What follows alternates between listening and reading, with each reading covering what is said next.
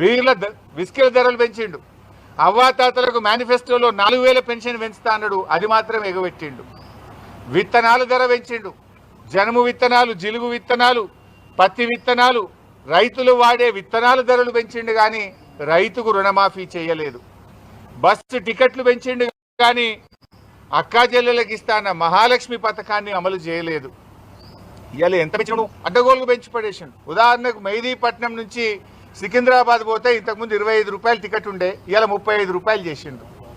ECIL నుంచి సికింద్రాబాద్ పోతే ఇంతకుముందు 20 రూపాయలు టికెట్ ఉండే, ఇవాళ 30 రూపాయలు చేసిండు.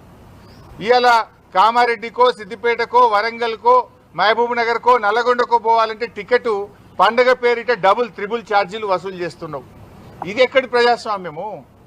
రేవంత్ రెడ్డి ఇవాళ ఏంటంటే మెట్రో రైలును ప్రభుత్వ పరం చేసుకున్నాడు. ఇప్పుడు మెట్రో గవర్నమెంట్ అయింది కదా, అంటే రేవంత్ రెడ్డి ఇక టికెట్ల ధరలు పెంచితే ఎవడు ఆర్టీసీ బస్సు ఎక్కడు, మెట్రో ఎక్కాలన్న నీ కుట్ర.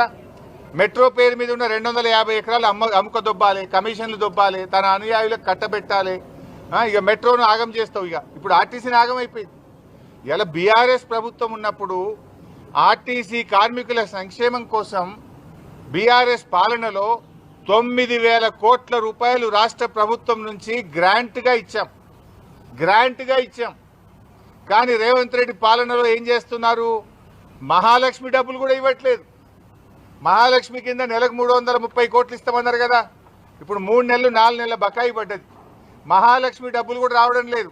కాగితాల మీద లాభాల్లో ఉందంటున్నారు, కార్మికులకు రావాల్సిన డబ్బులేమో ఇస్తలేరు. రిటైర్మెంట్ డబ్బులు రావట్లే కార్మికులకు రావాల్సినటువంటి పిఎఫ్ బకాయిలు రావడం లేదు, సిసిఎస్ డబ్బులు రావడం లేదు, కార్మికులకు పిఆర్సీ సవరణ రావడం లేదు.